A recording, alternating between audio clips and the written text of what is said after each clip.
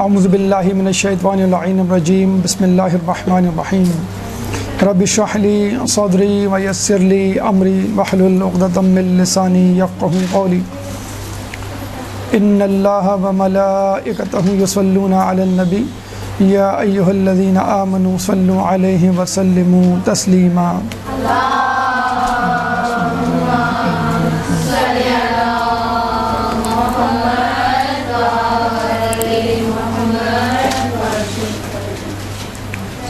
جیسا کہ آپ لوگوں کو معلوم ہے کہ 25 ذی القعدہ وہ تاریخ ہے کہ جس میں اہم واقعات رونما ہوئے اور ان واقعات کی رونما ہونے کی وجہ سے اس کی فضیلت میں اضافہ ہوا اور یہ وہ دن ٹھہرا کہ جس میں روزہ رکھنا تاکیدی مستحب ہے، اور سال کے 4 اہم ایام میں یہ ایک دن ہے کہ جس میں روزہ رکھنے کی بڑی تاکید ہے، جو کہ 70 سال کے گناہوں کا کفارہ ہے اور 70 سال کے روزوں کے برابر ہے، اور روزہ رکھنے والے کے لیے آسمان و زمین کی مخلوق استغفار کرتی ہے۔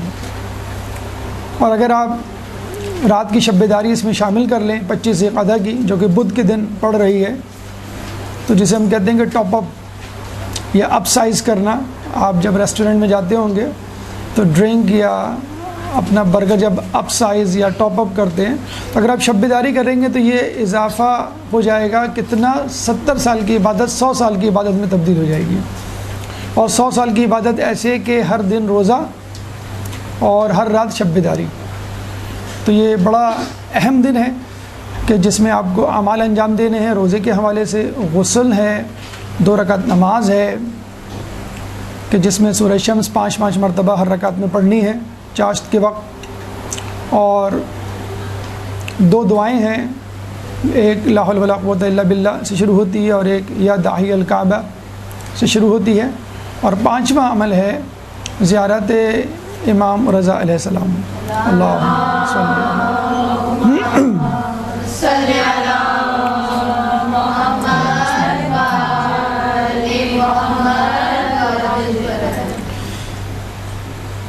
ان واقعات کے حوالے سے کہ جو 25 ذی القعدہ کو رونما ہوئے، پہلے تو خود زمین کا بچھایا جانا نمبر 1، نمبر 2 حضرت ابراہیم علیہ السلام کی پیدائش، نمبر 3 حضرت عیسیٰ علیہ السلام کی پیدائش، نمبر 4 رسول اللہ کا حج کے لیے روانہ ہونا، اور نمبر 5 امام مہدی علیہ السلام کے ظہور کا دن۔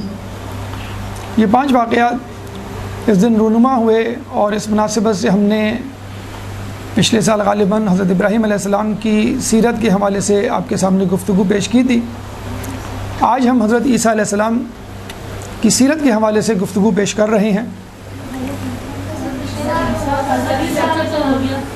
حضرت عیسیٰ علیہ السلام کی سیرت کے حوالے سے یاد رکھیے کہ آپ کی سیرت اگر ہم تلاش کریں تاریخ کی کتابوں میں تو 30 سال کی عمر میں ان کو نبوت ملی، اور باقی 3 سال انہوں نے نبوت کی تبلیغ اور دین کی تبلیغ میں گزارے، اور یہ تمام واقعات جو ہمیں نبوت کے حوالے سے، ان کی تبلیغ کے حوالے سے ملتے ہیں،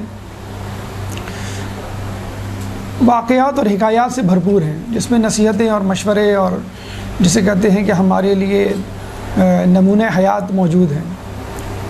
تو کچھ واقعات جو ہمیں تاریخ کی کتابوں میں ملتے ہیں وہ آپ کے سامنے آج پیش کیے جائیں گے سیرت حضرت عیسیٰ علیہ السلام کے عنوان سے۔ تو آج ہمارا عنوان ہے سیرت حضرت عیسیٰ علیہ السلام۔ سب سے پہلے اگر ہم بات کریں اور یہ دیکھیں کہ انسان کے لیے زندگی میں سب سے اہم چیز کیا ہے، تو ہم یہ کہیں گے کہ انسان کے لیے سب سے اہم چیز ایمان ہے، اور ایمان میں ظاہر سی بات ہے اگر ہم شروع سے شروع کریں اصول دین کے حوالے سے تو توحید، عدل، نبوت، امامت، قیامت، لیکن اگر آپ غور کریں تو اہم ترین کے حوالے سے تو شاید توحید، ایمان بننے کے لائق ہے آپ کی زندگی میں، لیکن جس ترتیب سے آپ کو ان اصول کو، ان عقائد کو قبول کرنا ہے، اس میں نبوت کا نمبر پہلے ہے.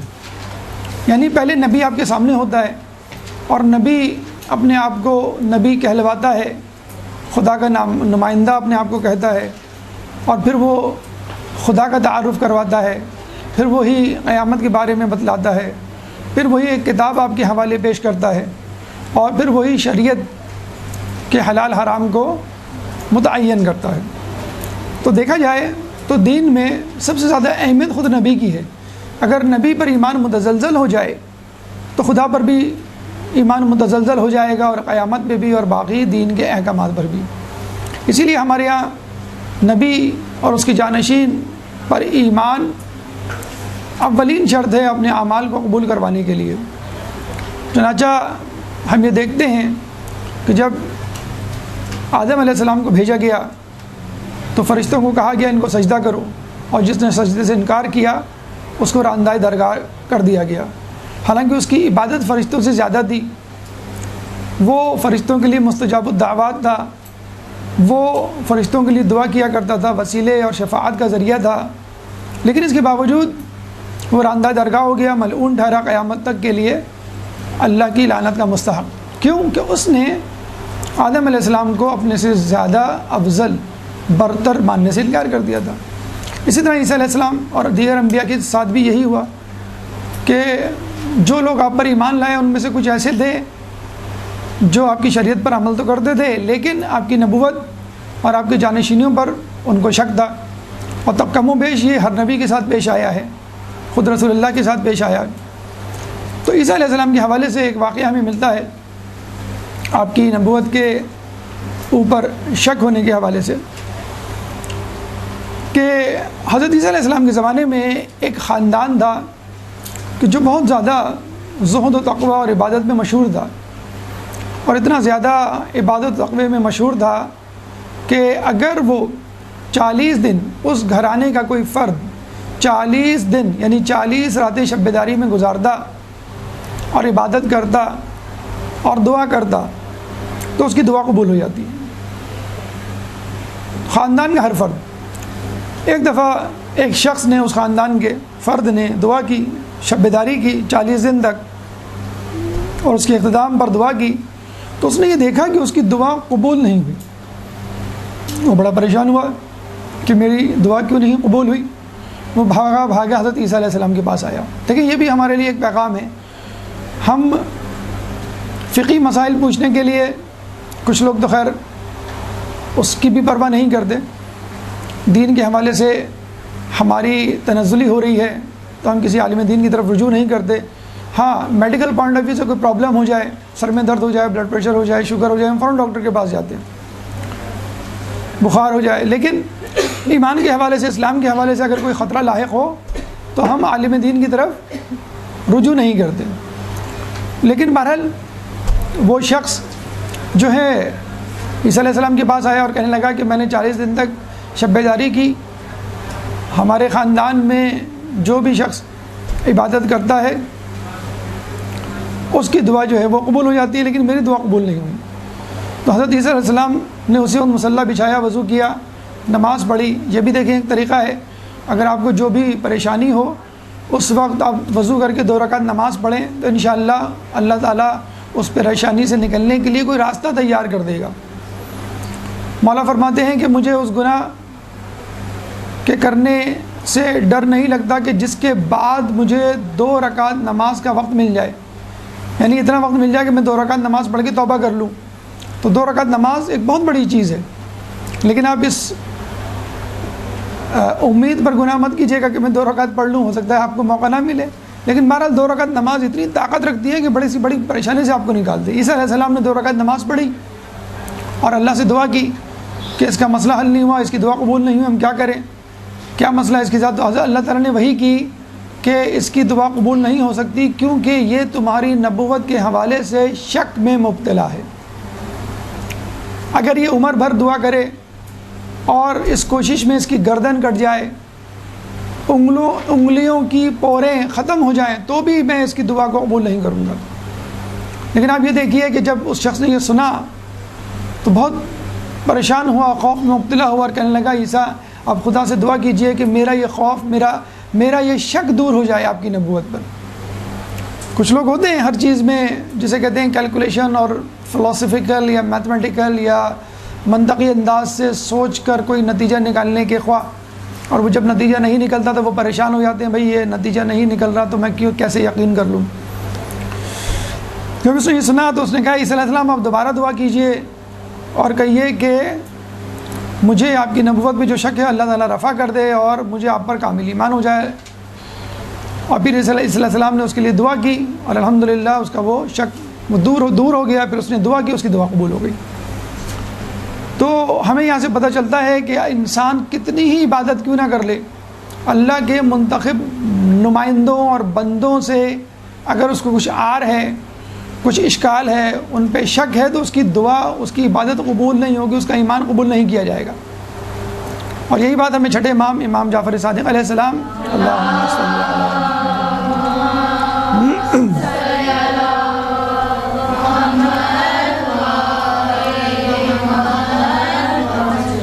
سے ملتی ہے، اور شاید یہ آپ نے واقعہ سنا بھی ہو، لیکن اس موقع پر بہت مناسب ہے اس کا تذکرہ کہ جب ایک شخص نے آپ کے سامنے اپنے پڑوسی کی عبادت کی، شب داری کی، نماز اور قرات کی تعریف کی، تو آپ نے کہا کہ کیا وہ ہماری ولایت پہ یقین رکھتا ہے؟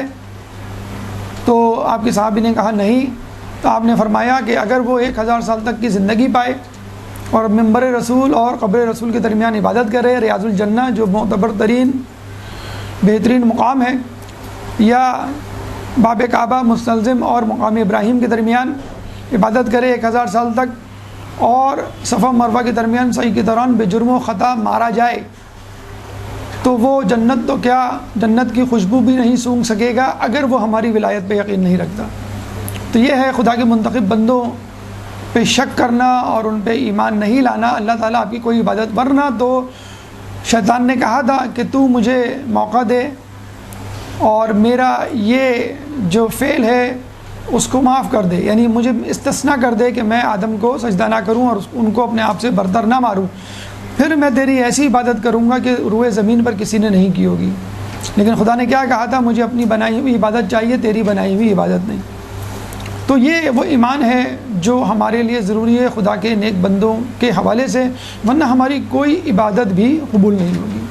تو پھر ان لوگوں کا کیا کہنا کہ جنہوں نے رسول کی نبوت پہ شک کیا اور صلح حدیبیہ کے موقع پہ یہ کہا کہ رسول کی رسالت پر مجھے اتنا شک ہوا کہ اس سے پہلے کبھی نہیں ہوا تھا۔ تو بہرحال رسول، نبی، امام، خدا کے منتخب بندوں پر ایمان آپ کے اعمال، آپ کی دعاؤں کی قبولیت کی اولین شرط ہے۔ ایک درود پڑھ دے محمد والے محمد۔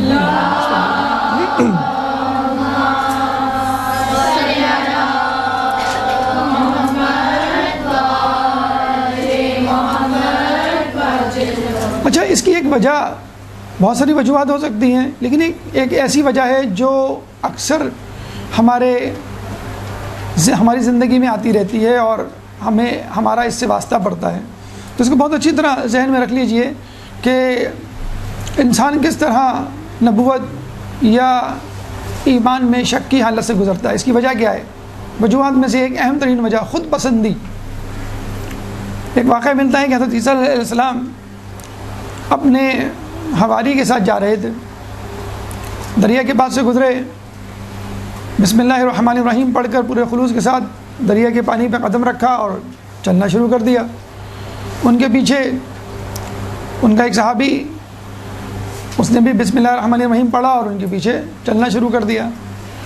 جب وہ ان کے پیچھے چلتا رہا اور ان کے قریب آ گیا تو اس نے کہا کہ عیسیٰ علیہ السلام بھی پانی پہ چل رہے ہیں، میں بھی پانی پہ چل رہا ہوں، تو مجھ میں اور ان میں کیا فرق؟ چنانچہ جیسے ہی یہ خیال اس کے ذہن میں آیا وہ ڈوبنے لگا۔ عیسیٰ علیہ السلام نے ہاتھ پکڑ کے اس کو اٹھایا اور کنارے پہ لے جا کر پوچھا کہ تمہارے ساتھ کیا معاملہ ہوا؟ تو اس نے کہا کہ میرے دل میں یہ بات آ گئی کہ جب عیسیٰ بھی چل رہے ہیں پانی پہ اور میں بھی چل رہا ہوں پانی پہ، تو مجھ میں اور ان میں کیا فرق؟ یعنی میں اور وہ برابر۔ بس یہاں پہ آگے آدمی دھوکہ کھا جاتا ہے۔ اگر اس کے ساتھ کوئی معجزہ، کوئی کرامت، کوئی خواب مثلا آپ کا سچا ثابت ہو جاتا ہے تو آپ سمجھتے ہیں کہ بس میں اب جو ہوں ولی اللہ بن گیا اور میں جو ہوں اللہ کا محبوب بندہ، یا میں حج پہ چلا گیا مثلا، اب جو ہے اللہ میری کوئی دعا رد نہیں کرے گا، ساری دعائیں میری قبول ہوں گی، اور چنانچہ باقی تمام لوگ مجھ سے کمتر، یا آپ کسی مدرسے کی استاد مثلاً اور آپ کی تعریف ہو گئی، اب آپ نے کہا کہ بس اب میں عقل کل ہوں، اب کوئی جو ہے مجھے سمجھا نہیں سکتا، کوئی جو ہے وہ مجھے نصیحت نہیں کر سکتا، یا آپ عالم ہیں، آپ کے علم کی واہ واہ ہونے لگی، ممبر سے جو ہے وہ آپ مشہور ہو گئے، تو آپ نے مجتہدین پر اعتراضات کرنا شروع کر دیے اور خود اپنے فتوے بنا کر لوگوں میں مشہور کرنا شروع کر دیے کہ مجتہدین یہ کہتے ہیں لیکن میں یہ کہتا ہوں۔ تو یہ آپ کے اندر جب کوئی کسی صلاحیت کا ملکہ پیدا ہوتا ہے تو اس کے ساتھ یہ تکبر اور خود پسندی بھی پیدا ہوتی ہے، اور پھر یہ تکبر خود پسندی آپ کو جو ہے مجبور کر دیتی ہے کہ آپ نبی کی، امام کی یا خود خدا کی خدائی میں شک کریں اور اپنے آپ کو عقل کل سمجھنے لگیں۔ تو یہ صلاحیت دنیاوی اعتبار سے بھی ہو سکتی ہے، یعنی دولت، طاقت، حکمرانی آپ کے اندر گھمنڈ پیدا کر سکتی ہے، تکبر پیدا کر سکتی ہے، پھر آپ نبی تو کیا خدا کو بھی چیلنج کر دیتے ہیں۔ اور یہ چیز علمی دینی اعتبار سے بھی ہو سکتی ہے کہ آپ دیندار اتنے بن جائیں کہ کہیں کہ بھئی مجھ سے بڑا دیندار کون ہوگا، علم حاصل ہو جائے، پھر آپ کہیں مجھ سے زیادہ یا مجھ سے بڑا عالم کون ہوگا۔ تو صلاحیت، خوبی یا کوئی نعمت آپ کو ملے تو تواضع، انکساری پیدا کیجئے، نہ کہ خود پسندی، جو کہ انسان کو اس کی راہ سے ہٹا سکتی ہے۔ اور خود پسندی ہی ہے کہ جو آگے جا کر تکبر کی شکل اختیار کر سکتی ہے۔ دیکھیے سورہ کہف آیت نمبر 110، سورہ کہف قرآن کا 18واں سورہ ہے، چیپٹر 18 ورس نمبر 110۔ اللہ فرماتا ہے قل انما انا بشر مثلکم، کہو کہ میں تو تم جیسا ایک انسان ہوں۔ بس اس پیغام کو لوگوں نے غلط سمجھ لیا کہ ہم جو ہیں وہ رسول جیسے ہیں، یہ رسول ہم جیسے ہیں۔ تو رسول کو اوروں جیسا قرار دینے کا مطلب یہ نہیں کہ بس جس طرح تم غلطیاں کرتے ہو رسول بھی غلطی کرتے ہیں، تم جیسے گناہ کرتے ہو رسول بھی گناہ کرتے ہیں، جس طرح تم اقربا پروری کرتے ہو اس طرح رسول اللہ بھی کرتے ہیں۔ اور پھر لوگوں نے بہت ساری ایسی صفات اور خامیاں اور کوتاہیاں اور گناہ رسول اللہ سے نعوذ باللہ منسوب کی جو عام لوگوں سے ہوتے ہیں، اور پھر جو ہے وہ نبوت پہ شک کر بیٹھے۔ تو اپنے آپ کو رسول جیسا سمجھنا، اپنے آپ کو ولی اللہ سمجھنا، یا اپنے مقام سے برتر سمجھنا، جو انسان کو خود پسندی اور اس کے بعد تکبر میں مبتلا کر دیتا ہے۔ ایک درود پڑھ دے محمد والے محمد۔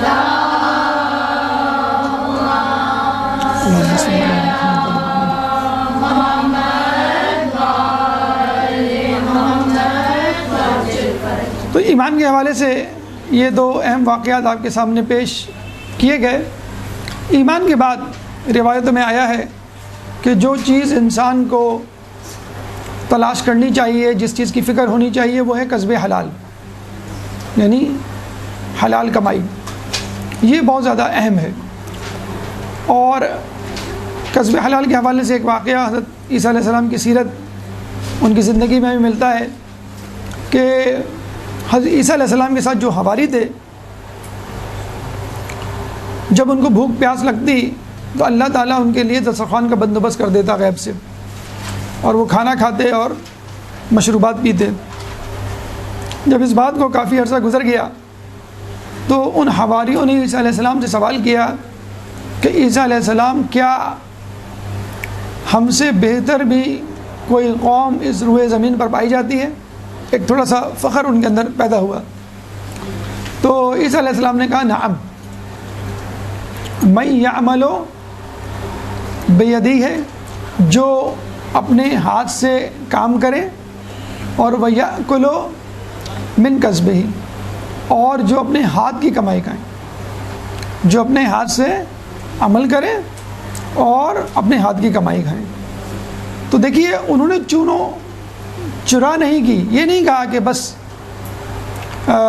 ہمیں تو یہی کھانا چاہیے، ہمیں تو یہی معجزہ چاہیے، بیٹھے بیٹھے ہمیں کھانا مل رہا ہے۔ جب انہوں نے کہا کہ نہیں، اس سے بہتر یہ ہے کہ ہم خود اپنے ہاتھ سے کمائیں، تو انہوں نے حضرت عیسیٰ علیہ السلام سے کہا کہ آپ ہمارے لیے بندوبست کیجئے کسی ایسی چیز کا جس سے ہم اپنی خود روزی کر سکیں۔ چنانچہ پھر تمام لوگوں نے مشورہ کر کے دھوبی گھاٹ کھولنے کا فیصلہ کیا، اور پھر لوگوں کے کپڑے دھونے شروع کیے، اور دھوبی مشہور ہو گئے لوگوں میں۔ اور کہتے ہیں کہ وہ اتنے بہترین کپڑے، سفید نکھرے ہوئے کپڑے دھوتے تھے کہ ان کا نام حواری پڑ گیا۔ حور عربی میں کہتے ہیں بہت زیادہ سفید چیز کو، جو ہم کہتے ہیں نا حور العین، تو جس کی آنکھ کی سفیدی بہت زیادہ سفید ہو اور جس کی آنکھ کی پتلی بہت زیادہ سیاہ ہو، اس کو ہم کہتے ہیں حور العین یا حور۔ تو یہ اسی وہیں سے نکلا ہے۔ تو ان کا نام حواری پڑا ہی اسی لیے کہ وہ اتنے صاف اور نکھرے ہوئے کپڑے دھوتے تھے کہ لوگ جو ہے بڑے خوش ہو جاتے تھے، اور پھر یہاں سے انہوں نے اپنے ہاتھ سے کمائی کرنے کا جو ہے وہ سلسلہ شروع کیا۔ تو یہاں سے ہمیں ایک سبق ملتا ہے کہ انسان اگر اپنے ہاتھ سے کمائے، اپنے ہاتھ سے کمائی ہوئی روزی کھائے، تو اس میں کوئی بھی عیب والی بات نہیں ہے۔ اور یہ ہمیں خود پانچویں امام محمد باقر علیہ السلام اللہم صلی علی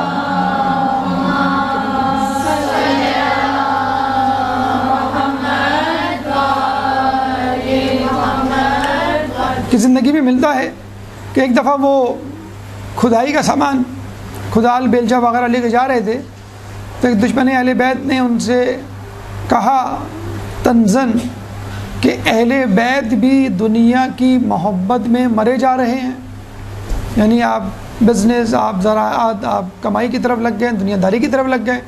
تو امام نے فرمایا کہ میں کیوں نہ ایسا کام کروں جو مجھ سے بہتر لوگوں نے کیا۔ مولا علی کی سیرت میں ملتا ہے کہ یہودی کے باغ کو پانی دیا کرتے تھے، یا رسول اللہ کے بارے میں ملتا ہے اپنے ہاتھ سے کام کیا کرتے تھے۔ تو اپنے ہاتھ سے کام کرنا اور رزق حلال کمانا چندہ بری بات نہیں، یہ بہتر ہے کہ بجائے اس کے کہ آپ بیٹھے بٹھائے کوئی معجزے سے کچھ کھائیں یا لوگوں سے مانگ کر کھائیں۔ مولا علی کوفے کی مسجد میں آتے ہیں، کچھ لوگوں کو عبادت کرتے ہوئے دیکھتے ہیں، پھر شام کو دوبارہ آتے ہیں تو دیکھتے ہیں پھر وہی لوگ وہیں پہ بیٹھے ہوئے ہیں، اسی طرح عبادت کر رہے ہیں۔ انہوں نے پوچھا کہ یہ کون لوگ ہیں؟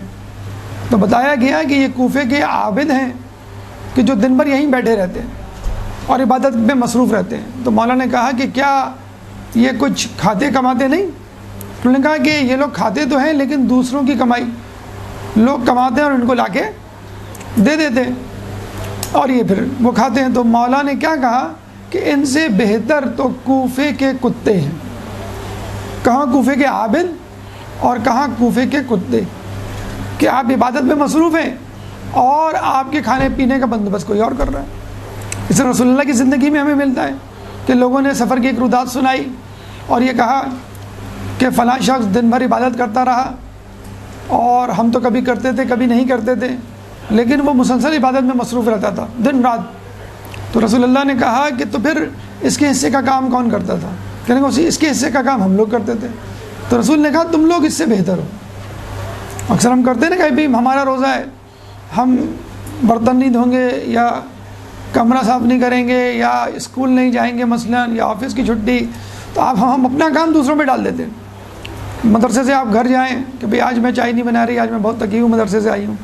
تو یہ کیا ہے؟ آپ دین کے بدلے اپنے طور پر تکلیف اٹھانے کی بجائے دوسروں کو تکلیف میں مبتلا کر رہے ہیں کہ چونکہ میں روزے سے ہوں، کیونکہ میں مدرسے سے آئی ہوں، کیونکہ میں عبادت میں مصروف ہوں، چنانچہ میرے حصے کا کام کوئی اور کرے۔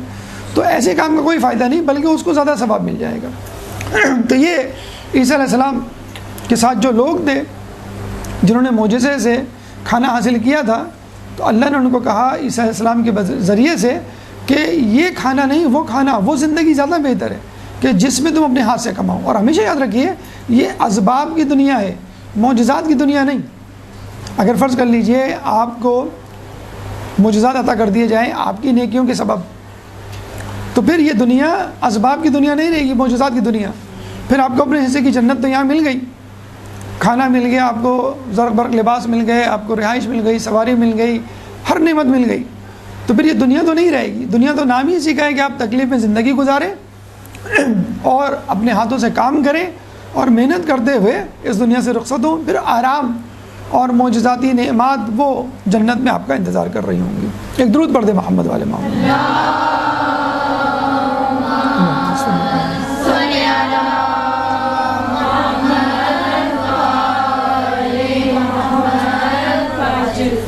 دیکھیے جب آدمی رزق حلال کماتا ہے یا روزگار حاصل کرتا ہے تو اس میں بھی انسان ذرا بے اعتدالی کا شکار ہو جاتا ہے۔ جہاں آپ کے روزگار میں اضافہ ہوا، اللہ نے برکت دی، جہاں چند پیسے زیادہ آنے لگے اور آپ کا اسٹیٹس اور لوگوں سے بڑھ گیا تو پھر کیا ہوتا ہے؟ آپ اللہ کو بھول جاتے ہیں، لوگوں کو حقارت کی نگاہ سے دیکھتے ہیں، پھر اپنے فرائض اور واجبات سے منہ موڑ لیتے ہیں، پھر دنیا میں مبتلا ہو جاتے ہیں، اور پھر حل میں مزید اور زیادہ کی رٹ اور آرزو آپ کے ساتھ لگ جاتی ہے، اور پھر آپ بتدریج خدا سے دور ہوتے ہوتے مکمل طور پہ اس سے غافل ہو جاتے ہیں، اور یہ چیز آپ کے اندر حب دنیا پیدا کر دیتی ہے کہ میں اور نعمتوں سے استفادہ کروں اور دنیا داری کروں۔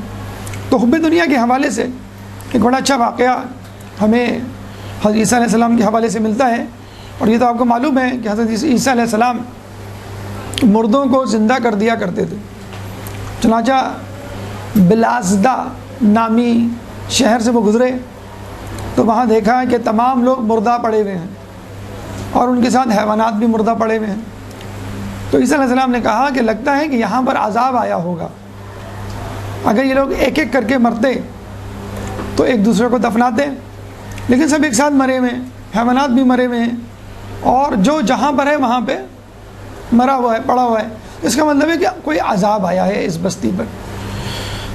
عیسیٰ علیہ السلام کے حواریوں نے عیسیٰ علیہ السلام سے کہا کہ آپ ان میں سے کسی کو زندہ کیجئے اور اس سے پوچھئے کہ ان لوگوں پر یہ عذاب کیوں آیا، کس گناہ کے سبب آیا، اور اس طرح ہمیں عبرت حاصل ہوگی، پھر ہم وہ گناہ نہیں کریں گے، اس کام سے دور رہیں گے۔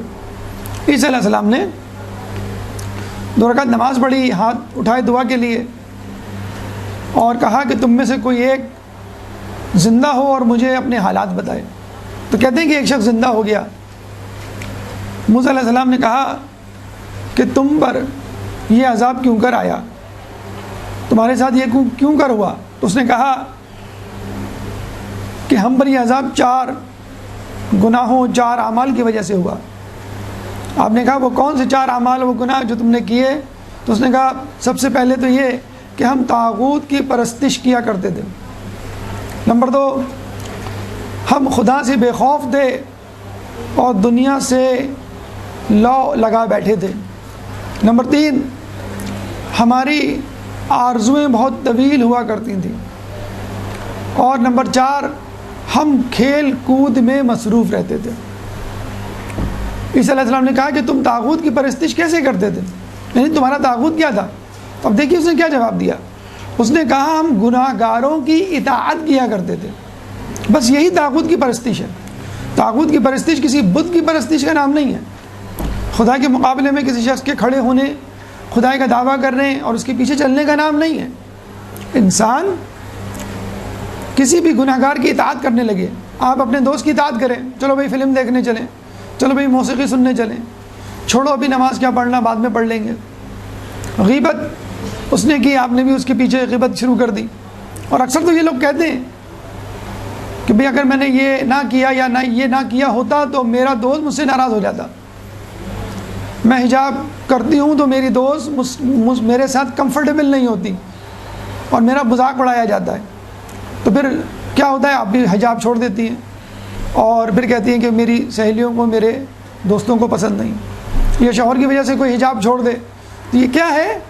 گناہ گاروں کی اطاعت، یہی طاغوت کی پرستش ہے، یہی طاغوت کی عبادت ہے۔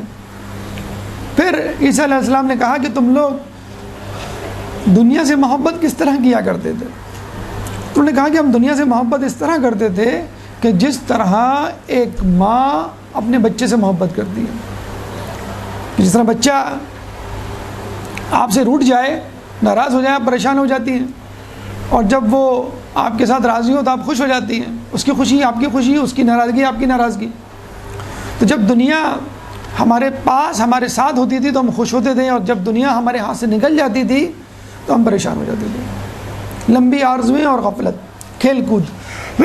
لمبی آرزویں آپ نے دیکھا ہوگا کہ ہماری زندگی مسلسل ایک آرزو پوری ہونے کے بعد پھر دوسری آرزو، پھر تیسری آرزو، آپ کے پاس ایک موبائل آتا ہے، پھر دوسرے لیٹسٹ موبائل، پھر تیسرا، پھر چوتھا، وہ جیسے جیسے لیٹسٹ موبائل آتے چلے جاتے ہیں آپ اس کے پیچھے بھاگتے رہتے ہیں۔ پھر گاڑی، نئی گاڑی، بڑی گاڑی، لیٹسٹ ماڈل کی گاڑی، گھر، اچھا گھر، اس سے بہتر گھر، ریزیڈنس مضافات میں، پھر شہر میں، پھر دبئی میں، پھر امریکہ، پھر امیگریشن، ایک طویل دوڑ شروع ہو جاتی ہے آپ کی نا.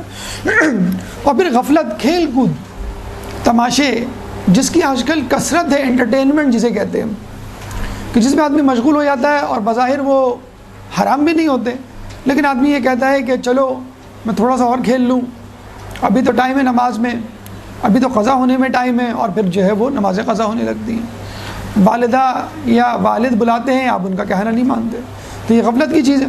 تو وہ اس نے کہا کہ ہم ان چیزوں میں پڑے ہوئے تھے. اچھا آپ دیکھیے، آدمی کے جب اچھے دن گزرتے ہیں تو وہ کیا کہتا ہے کہ اللہ مجھ سے راضی ہے، جبھی تو اللہ نے مجھے اتنی نعمتیں دی ہیں. تو مولا فرماتے ہیں ایسی نعمت سے ڈرو کہ جب تم گناہ گاری میں زندگی گزار رہے ہو، کیونکہ یہ مہلت ہے اللہ کی طرف سے، اور خدا نخواستہ اسی گناہ میں موت آ گئی تو توبہ کی بھی توفیق نہیں. تو عیسیٰ علیہ السلام نے کہا کہ پھر تمہارے ساتھ کیا ہوا؟ تو اس نے کہا کہ ہمارے ساتھ یہ ہوا کہ ایک دن ہم خوشی خوشی سوئے، اور جب صبح اٹھے تو مردہ تھے، عذاب کی وادی میں تھے، حاویہ میں تھے. تو عیسیٰ علیہ السلام نے کہا حاویہ کیا ہے؟ انہوں نے کہا حاویہ سجین ہے. عیسیٰ علیہ السلام نے کہا سجین کیا ہے؟ تو اس نے کہا سجین آگ کے پہاڑ ہیں جو ہمارے اوپر مسلط کر دیے گئے ہیں قیامت تک. عیسیٰ علیہ السلام نے کہا کہ تم کس حالت میں ہو؟ تو اس نے کہا میں اس حالت میں ہوں کہ ایک باریک تار سے لٹک رہا ہوں، اور میرے نیچے جہنم ہے کہ جب بھی میں اس تار سے کٹ کے گرا تو مجھے نہیں معلوم میں جہنم میں گروں گا کہ باہر گروں گا. پھر عیسیٰ علیہ السلام نے بہت اہم سوال کیا کہ ان تمام لوگوں میں فقط تم نے زندہ ہو کر مجھ سے کیوں کلام کیا؟ یہ ایک فضیلت کی بات ہے کہ عیسیٰ علیہ السلام سے فقط ایک نے پوری وادی میں. تو اس نے کیا کہا کہ میں ان لوگوں میں سے تھا مگر گناہ نہیں کرتا تھا، گناہ گار نہیں تھا. تو بعد میں پتہ چلا کہ وہ شخص گناہ تو نہیں کرتا تھا ان کی طرح، لیکن ان لوگوں کو گناہوں سے روکتا بھی نہیں تھا. یعنی امر بالمعروف و نہی عن المنکر. تو بعض اوقات ایسے لوگوں میں موجود ہوتے ہیں کہ وہ گناہ کر رہے ہوتے ہیں اور یقینی عذاب میں مبتلا ہونے کے مستحق ہوتے ہیں، اور ہم یہ سمجھتے ہیں کہ ہم گناہ نہیں کر رہے چنانچہ ہم بچے میں ہیں.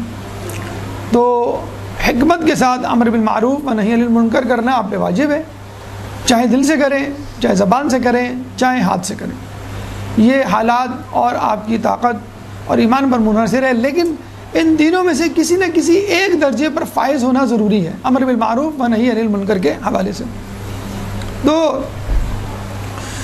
عیسیٰ علیہ السلام نے اس موقع میں بڑا اچھا جملہ کہا، اور یہ کہا کہ نمک کے ساتھ سوکھی روٹی کھانا اور لکڑی کے بستر پہ سونا بہتر ہے اگر تمہاری دنیا اور آخرت محفوظ رہے. ہم دیکھتے ہیں نا کہ ایک بہتر جاب مل رہی ہوتی ہے، لیکن اس میں بے پردگی کا امکان ہے، اس میں سود کا امکان ہے، اس میں نمازوں کے قضا ہونے کا امکان ہے، تھوڑے سے پیسے زیادہ ہوتے ہیں یا بہت زیادہ ہوتے ہیں، لیکن ہم اچھی زندگی کی لالچ میں وہ جاب چھوڑ کے دوسری جاب، ایک ملک سے دوسرے ملک جانا ہوتا ہے، اور آپ کو یقین ہے کہ میرے پاس دنیا کی ہر نعمت ہوگی، آسائش ہوگی، لیکن ایمان کے بارے میں آپ متزلزل ہوتے ہیں کہ میں کسی ایسے ملک جاؤں جہاں پر بے راہ روی، فحاشی، گمراہی، بے دینی پھیلی ہوئی ہے، اور عین ممکن ہے کہ میرے ہاتھ سے میرا ایمان چلا جائے، لیکن دنیا یقینی ہے کہ آپ کو دنیا کی تمام لذتیں ملیں گی. تو بس اس لالچ میں اپنے آپ کو جھوٹا دلاسا دے کر، لوگوں کو تسلیاں دے کر کہ نہیں میرا ایمان سلامت رہے گا، آپ چلے جاتے ہیں، پھر پتہ چلتا دنیا تو مل جاتی ہے. تو بہتر ہے، جسے کہتے ہیں نا کچھ لوگوں کو دیکھا گیا ہے قسم کرسی کی زندگی گزارتے ہیں، چھوٹا موٹا کاروبار ہوتا ہے، چھوٹی سی جاب ہوتی ہے، کم تنخواہ ہوتی ہے، لیکن ایمان سلامت ہوتا ہے ان کا. اور جب وہ ایمان خطرے میں پڑنے لگتا ہے تو وہ سمجھ جاتے ہیں کہ اب یہ والی جاب، یہ والی جگہ، یہ والا عمل میرے لیے بہتر نہیں ہے. تو عیسیٰ علیہ السلام تو بہت زیادہ احتیاط کی ترغیب دیتے ہوئے نظر آتے ہیں کہ نمک کے ساتھ روٹی اور لکڑی کے بستر، یعنی بغیر گدے کہ آپ بستر پہ سو جائیں، فرش پہ سو جائیں، یہ بہتر ہے بجائے اس کے کہ آپ اپنی دنیا اور آخرت کو خطرے میں ڈالیں. اچھا آخرت تو خطرے میں ڈلتی ہے، دنیا بھی خطرے میں ڈلتی ہے. ایسے لوگ جو دین و ایمان کی فکر نہیں کرتے اور دنیا کے پیچھے دیوانہ وار بھاگتے ہیں، پھر ان کے حاسدین بھی زیادہ ہو جاتے ہیں، ان کے دشمن بھی زیادہ ہو جاتے ہیں، پھر ان کو خطرات سے بھی زیادہ دوچار ہونا پڑتا ہے. کچھ نہیں تو کچھ نہیں، کم از کم دل کا سکون اور چین ان کے ہاتھ سے چلا جاتا ہے. ایک ضمیر کی خلیش ہمیشہ کے لیے ان کے ساتھ رہتی ہے جو قبر تک ان کے ساتھ جاتی ہے. تو یہ عیسیٰ علیہ السلام کی نصیحت اس بستی کے گناہ گاروں کی رودات سننے کے بعد ہمارے لیے ایک بہت بڑا پیغام ہے کہ ہم بھی قناعت کر لیں، کم تر زندگی پر اکتفا کر لیں، لیکن کسی قیمت پر اپنے ایمان کو خطرے میں نہ ڈالیں. ایک درود پڑھ دیں محمد والے محمد. اللہم صلی اللہ علیہ وسلم.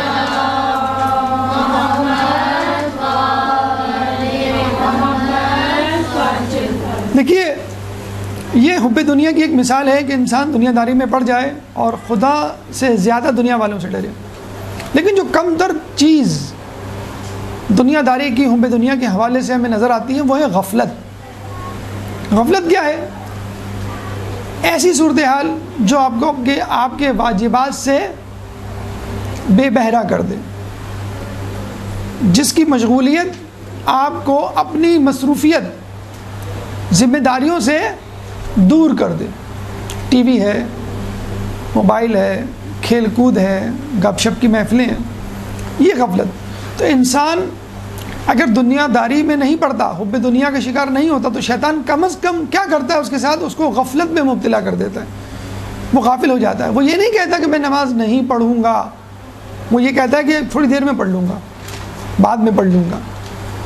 تو یہ جسے کہتے ہیں کہ غفلت ہے جو شیطان مبتلا کرتا ہے انسان کو. کیسے؟ بڑا اچھا واقعہ حضرت عیسیٰ علیہ السلام کے حوالے سے.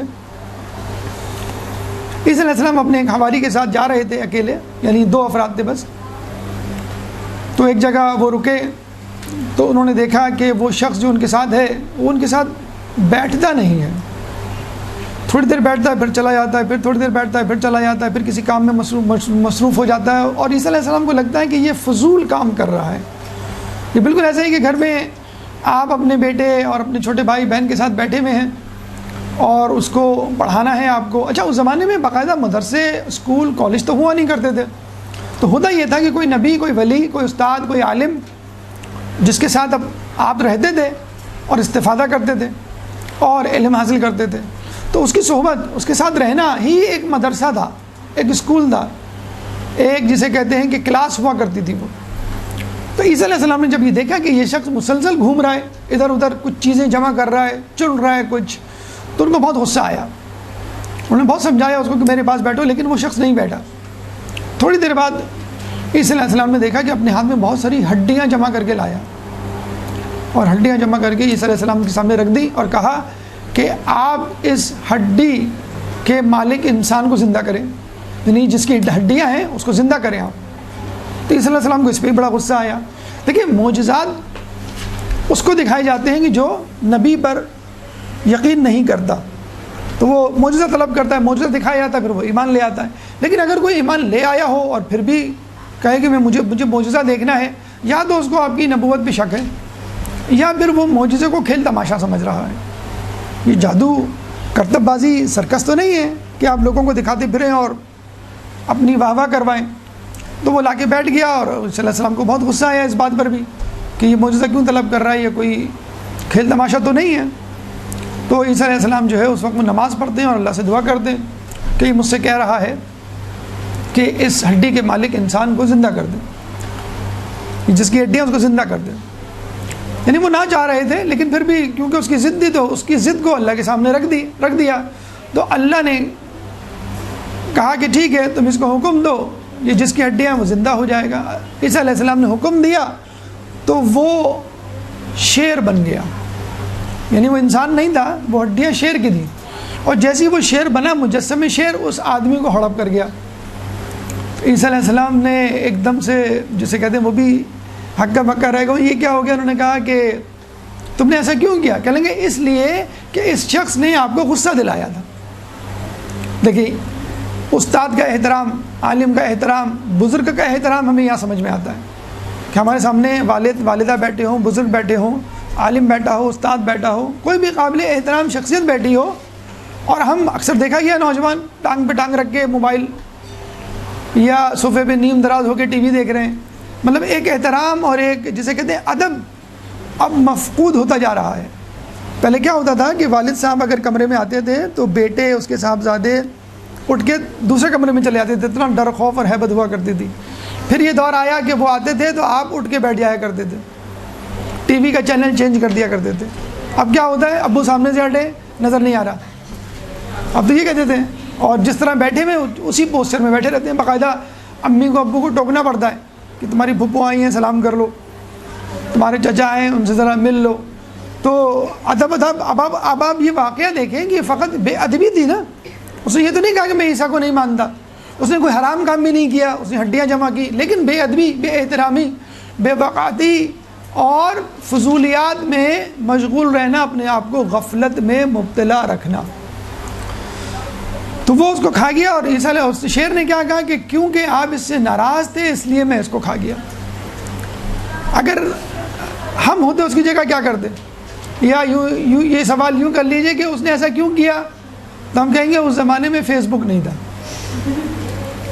ورنہ وہ آدمی جو ہے وہ فیس بک یوز کر رہا ہوتا۔ ہم ہوتے اس آدمی کی جگہ تو فیس بک پہ ہوتے، لاگ آن ٹویٹر پہ ہوتے، یا انٹرنیٹ پہ مصروف ہوتے، یا ٹی وی پہ فیفا دیکھ رہے ہوتے، یا کوئی ریسیپی والا چینل دیکھ رہے ہوتے۔ عیسیٰ علیہ السلام بیٹھے ہوتے، کب یہ فارغ ہوگا، کب وقفہ آئے گا، کب اشتہارات چلیں گے تو یہ میرے پاس آئے گا۔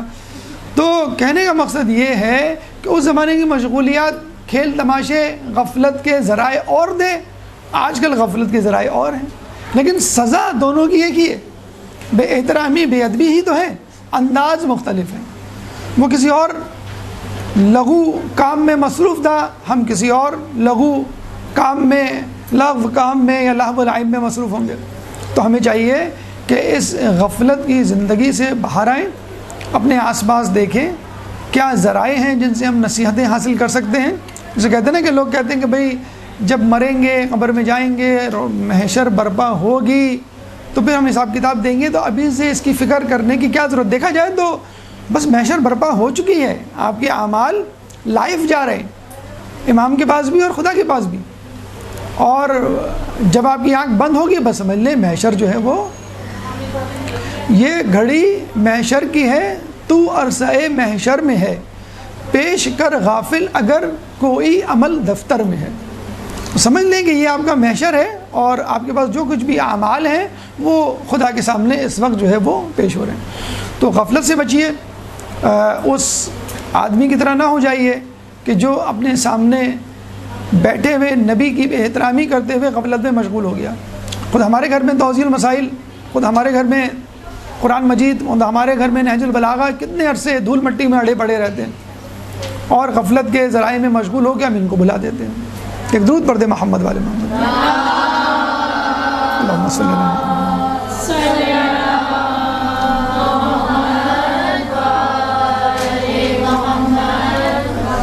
گفتگو کا سلسلہ ہم وہیں سے شروع کرتے ہیں۔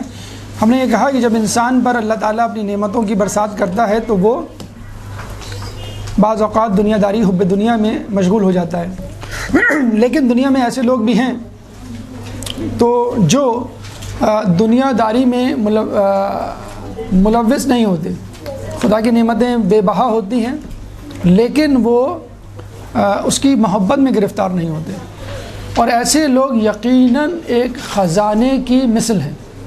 کہتے ہیں کہ عیسیٰ علیہ السلام اپنے حواریوں کے ساتھ سفر پہ جا رہے تھے، تو حواریوں نے یہ نوٹ کیا کہ رستے میں سونا، چاندی، ہیرے جواہرات کے چھوٹے چھوٹے ٹکڑے پڑے ہوئے ہیں، جس سے ان کو شک ہوا کہ یہاں پر خزانہ موجود ہے کہیں آس پاس۔ جیسے گندگی کا ڈھیر ہوتا ہے تو گندگی کے ڈھیر سے پہلے کوڑا کرکٹ اور یہ غلاظت ہمیں نظر آنا شروع ہو جاتی ہے، اسی طرح ان کو سونا چاندی اور اس کے ٹکڑے نظر آئے، تو انہوں نے عیسیٰ علیہ السلام سے کہا کہ ہم یہ چاہتے ہیں کہ یہاں پر موجود خزانے کی کھوج لگائیں، کیا آپ ہمیں اس کی اجازت دیں گے؟ تو عیسیٰ علیہ السلام نے کہا کہ ٹھیک ہے، تم اس خزانے کی کھوج لگا سکتے ہو، اور مجھے بھی اجازت دو تاکہ میں بھی اپنا خزانہ ڈھونڈ کے لاؤں۔ تو وہ بڑے حیران ہوئے کہ عیسیٰ علیہ السلام بھی ماشاءاللہ خزانے کی تلاش میں، اور یقیناً ان کا خزانہ تو ہم سے بڑا خزانہ ہوگا۔ انہوں نے کہا ٹھیک ہے، اس بہانے ان کو کم از کم جسے کہتے ہیں فرصت تو مل گئی کہ ہم اب بڑی سکون سے اور آزادی کے ساتھ خزانہ ڈھونڈیں گے۔ عیسیٰ علیہ السلام چلے گئے۔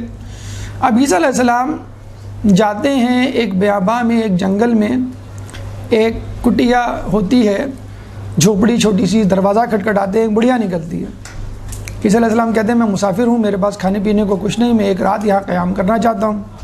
تو اس بڑھیا اجازت دے دیتی ہے. ان کے چہرے پہ جو نور تھا پیغمبری کا, نبوت کا, وہ پہچان گئی کہ یہ کوئی بڑی شخصیت ہے, گفتگو سے, ان کے عادات و اطوار سے.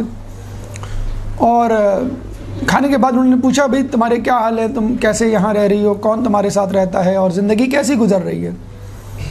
تو اس بڑھیا نے کہا کہ بھئی ہماری بڑی غربت میں زندگی گزر رہی ہے, اور میرا ایک بیٹا ہے, اس کی بھی یہی حالت ہے, جوان بیٹا ہے. میری تو شدید خواہش ہے کہ میں اس کی جلد از جلد شادی کروں, لیکن کیا کریں, ہم غربت میں اپنے کھانے پینے ہی کو پورا نہیں کر پاتے, تو ہم شادی بیاہ اور باقی چیزوں میں کیا سوچیں. اس دوران ان کا بیٹا آ جاتا ہے بڑھیا کا. تو لکڑہارا تھا وہ بیسیکلی, اور اس کی پیٹھ پر چند جو ہے جھاڑیاں تھیں, تو وہ جنگل سے جو کاٹ کے لاتے ہیں لکڑہارے. تو اس لڑکے سے پوچھا بھی تمہارے کیا حالات ہیں اور کیسی گزر رہی ہے. اس نے بھی اپنی ماں کی طرح کہا بہت بری گزر رہی ہے, اور کھانے پینے کو پورا نہیں ہوتا, ہم کیا سوچیں. تو شادی کی بات نکلی تو وہ مسکرا کے رہ گیا, کہنے لگا کہ یہ بھی ایک بہت بڑی خواہش ہے اور یہ بھی پوری نہیں ہوگی, اور آج تو اس خواہش نے مجھے بے عقل کر دیا ہے اور مزید اضافہ ہو گیا اس کی خواہش میں. اس نے کہا کیسے, کہ آج میں آ رہا تھا تو بادشاہ کی سواری گزر رہی تھی, تو میں نے دیکھا کہ بادشاہ کے ساتھ اس کی شہزادی بھی بیٹھی ہوئی. اس کو دیکھ کے میں اس کے عشق میں گرفتار ہو گیا, اور میں اب سوچ رہا ہوں میں اسے شادی کروں. تو ویسے بھی خواہش کرنے میں کیا ہے, ہزاروں خواہشیں ایسی کہ ہر خواہش پہ دم نکلے, بہت نکلے میرے ارماں لیکن پھر بھی کم نکلے. خواہش کرنے میں کیا ہے, پوری تو ہونا نہیں ہے. تو بڑی آہ بھری اس نے لمبی سی. تو عیسیٰ علیہ السلام نے کہا کہ کیا تم سنجیدہ ہو, اگر تم سنجیدہ ہو تو میں بات آگے بڑھاؤں. تو وہ بڑا حیران ہوا کہ بھئی یہ کیا بات کر رہے ہیں. تو اس کی ماں نے کہا کہ یہ مجھے بڑے بزرگ نظر آتے ہیں, اور یہ ہو سکتا ہے تمہارا کام کر دیں, تم ان سے کہو تو کوشش کرنے میں کیا حرج ہے. تو عیسیٰ علیہ السلام سے اس نے کہا کہ ٹھیک ہے میں تیار ہوں, تیار تو میں ہوں, لیکن مطلب یہ ہے کہ آپ جو کہیں کیا کرنا ہوگا مجھے. کہنے لگا تم جاؤ بادشاہ کے پاس اور اس سے کہو کہ میں تمہاری بیٹی سے شادی کرنا چاہتا ہوں, ایز سمپل ایز دیٹ. یہ چلا گیا. دربان بیٹھے ہوئے تھے, کھڑے ہوئے تھے وہاں پر بادشاہ کے محل میں. یہ گیا, لکڑہارے کا ڈریس آپ کو معلوم ہے کیسا ہوتا ہے.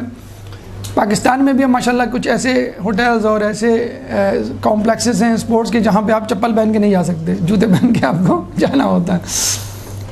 دبئی میں اور دوسری جگہوں پہ کچھ ایسی جگہیں ہیں, امریکہ یورپ میں آپ سوٹ میں جا سکتے ہیں آپ جو ہے وہ, اور کسی ڈریس میں نہیں جا سکتے. بہرحال تو یہ دربان کو جب اس نے کہا, دربان نے کہا تم کہاں جا رہے ہو, کیا لینے جا رہے ہو. کہنے میں بادشاہ کی بیٹی کا رشتہ لینے جا رہا ہوں اپنے لیے. اچھا وہ غصے میں آنے کی بجائے ہنس کے لوٹ پوٹ ہو گئے کہ یہ کیا باتیں کر رہا ہے. اچھا اس پہ غصہ آنے کی بجائے, اس کو مارنے کی بجائے انہوں نے کہا کہ چلو ہم جو ہیں وہ ہم کہتے ہیں نا زبانیں اور اردو زبان میں مزے لیتے ہیں اس کو لے چلتے ہیں اندر, بھرے دربار میں بادشاہ کے سامنے پیش کریں گے. جب یہ جملہ کہے گا تو سب ہنس کے لوٹ پوٹ ہو جائیں گے, اور بادشاہ جو ہے وہ بھی ہنس کے لوٹ پوٹ ہو جائے گا. اچھا اس زمانے میں یہ ہوتا تھا کہ جو بادشاہ کو ہنساتا تھا, خوش کرتا تھا, تو وہ شخص بادشاہ سے پیسے یا تحفہ مانگتا تھا کہ دیکھیں میں نے آپ کے چہرے پہ مسکراہٹ لانے کا ذریعہ بنا میں, اور مجھے کچھ انعام دیجیے. تو اس نے کہا اس بہانے میں کچھ انعام مل جائے گا بادشاہ سے. ہم نے بادشاہ کو خوش کیا. ابھی چلے گئے بادشاہ کے سامنے. تو بادشاہ نے کہا بھئی کیا چاہتے ہو. انہوں نے کہا میں تمہاری بیٹی کا رشتہ چاہتا ہوں. بادشاہ کچھ دیر کے لیے ہکا بکا ہوا, لیکن اس کے ساتھ یہ قہقہ بلند ہوا پورے دربار میں. بادشاہ بھی ہنسنے لگا. تو وزیر اعظم نے کہا کہ کوئی بات نہیں, آپ بھی بات کو آگے بڑھائیں اور مزید جو ہے وہ خوش ہوئیے, مزے لیے. مطلب اس شخص کے کیا, اب آپ اس کو کہہ دیں کہ میری بیٹی کا مہر اتنا ہے, یہ مہر لا دو تو میں تمہاری شادی کر دوں گا. اور مہر کیا تھا, 5 تولہ سونا نہیں تھا آج کل کی طرح جو بڑی آرام سے ارینج ہو جائے. تو بادشاہ نے کہا بھائی اتنے یاقوت, اتنے سونا, اتنا چاندی, اتنے ہیرے, اتنے یہ, اور اتنی اماؤنٹ بتائی جو خود اس کے خزانے میں نہیں تھی. تو وہ بڑی مرضی سے سر ہلا کے چل دیا کہ ٹھیک ہے. اس کے لیے کوئی مسئلہ تھوڑی تھا, اس نے جو ہے وہ ٹینشن نہیں لی, ٹینشن دینے کی لینے کی نہیں. تو کیا یہ ٹینشن میں عیسیٰ علیہ السلام کو ٹرانسفر کر دوں گا, وہ جانے ان کا کام جانے. تو وہ گیا عیسیٰ علیہ السلام سے کہا کہ بھئی میں نے رشتہ مانگا تھا, انہوں نے مہر کی رقم اتنی طے کی ہے کہ کوئی بات نہیں. عیسیٰ علیہ السلام نے اپنی ٹینشن خدا کو ٹرانسفر کر دی, اور خدا کے لیے کوئی مسئلہ تھوڑی ہے. اب یہ کہ بے ابا میں عیسیٰ علیہ السلام نے کہا کہ بھئی تم دعا مانگو, وہ میں دعا مانگتا ہوں, تم جو ہے یہ پتھر کنکر جتنے بھی پڑے ہوئے ان کو بوری میں ڈالنا شروع کر دو. ایک تھیلی لے گئے تھے اپنے ساتھ, ڈالنا شروع کیا. وہ جیسے ہی ڈالتا جاتا وہ پتھر کنکر سونے چاندی ہیرے جواہرات یاقوت میں تبدیل ہوتے جاتے ہیں۔ اچھا، اس قسم کا موقع خود مولا علی کے حوالے سے ملتا ہے۔ کوفے کی مسجد میں کچھ لوگوں نے ان کو کہا کہ آپ ہمارے لیے کوئی معجزہ دکھائیے۔ انہوں نے معجزہ دکھایا، یعنی ہاتھ بلند کیے تو آس پاس کے پتھر کنکر جو ہے ہیرے جواہرات یاقوت میں تبدیل ہو گئے۔ تو نبی کے لیے، ولی کے لیے کوئی مشکل تھوڑی ہے۔ اب یہ پتھر ڈال کر تھیلی لے کے وہ بادشاہ کے پاس پہنچ گیا بوری لے کر۔ جب اس نے بوری الٹی تو پتہ چلا کہ اس کے خزانے میں بھی اتنے قیمتی پتھر ہیرے جواہرات نہیں ہوں گے۔ اب وزیر وغیرہ جو ہے ان کے دلوں میں لالچ آ گیا، انہوں نے کہا کہ اس سے کہیے کہ ایک اور مرتبہ اتنا مہر لے کر آؤں تو اس بہانے آپ کے خزانے میں اضافہ تو کہیں گے، ایک اور مرتبہ اتنا ہی مہر چاہیے تب میں شادی کروں گا۔ دوبارہ گیا عیسیٰ علیہ السلام سے بھولے پن میں کہا کہ بھائی انہوں نے ایک اور اتنا ہی مہر مانگا ہے، کہنے کوئی بات نہیں۔ پھر وہیں گئے، پھر کہا کہ یہ پتھر کنکر جتنے بھی ہیں بوری میں ڈالنا شروع کرو۔ انہوں نے ڈالنا شروع کیے، پھر وہی ہیرے جواہرات یاقوت میں تبدیل ہو گئے۔ وہ دوبارہ لے کے گیا اور پھر بوری الٹ دی، پھر وہی ماشاءاللہ خزانہ۔ تو وزیروں نے کہا کہ لگتا ہے اس کا تعلق کسی ایسی شخصیت سے جو اس کو یہ دے رہا ہے، کیونکہ اس کی حالت سے تو نہیں لگتا۔ اس سے پوچھا گیا تو اس نے کہا یہ میرے گھر جو ہے وہ نبی عیسیٰ ٹھہرے ہوئے۔ تو وہ سمجھ گیا بھی عیسیٰ علیہ السلام کی ہم پیشکش دیکھا جائے تو یہی وہ اس کے ولی ہیں۔ تو انہوں نے کہا کہ اس سے رشتہ کرنے میں کوئی قباحت نہیں، کیونکہ جب یہ پتھر کنکر کو ہیرے بنا سکتا ہے تو آپ کی سلطنت کو بھی بچا سکتا ہے، آپ کی بیٹی کو بھی جسے کہتے ہیں سونے میں تول دے گا، یہ سونے کا نوالا کھلائے گا، اس میں کیا حرج ہے؟ تو بادشاہ نے کہا ٹھیک ہے، تم اپنے نبی عیسیٰ کو بولو کہ وہ آئیں اور تمہارا نکاح پڑھیں۔ اور عیسیٰ علیہ السلام آئے، ان کا نکاح پڑھا اور شہزادہ شہزادی کی شادی، لکڑہارے اور شہزادی کی شادی ہو گئی۔ دوسرے دن بادشاہ کو ہارٹ اٹیک، یعنی طبیعت خراب ہوئی اس کی، اور وہ اسی دن مر گیا بیچارہ۔ تو ظاہر سی بات ہے کوئی اور تو نہیں تھا، یہی تھا، ایک بیٹی تھی اور یہ داماد، تو اس کے ہاتھ میں پوری سلطنت آ گئی۔ تو اب شہزادہ شہزادی یعنی بادشاہ اور ملکہ بن گئے اور ہنسی خوشی رہنے لگے۔ یہاں پہ عموماً دنیاوی کہانی ختم ہو جاتی ہے، ٹھیک ہے۔ میں نے ایک جگہ یہ واقعہ پڑھا تو سب نے کہا سبحان اللہ، میں نے کہا سبحان اللہ مت پڑھیے، ابھی کہانی ختم نہیں ہوئی، ابھی بریک آیا ہے۔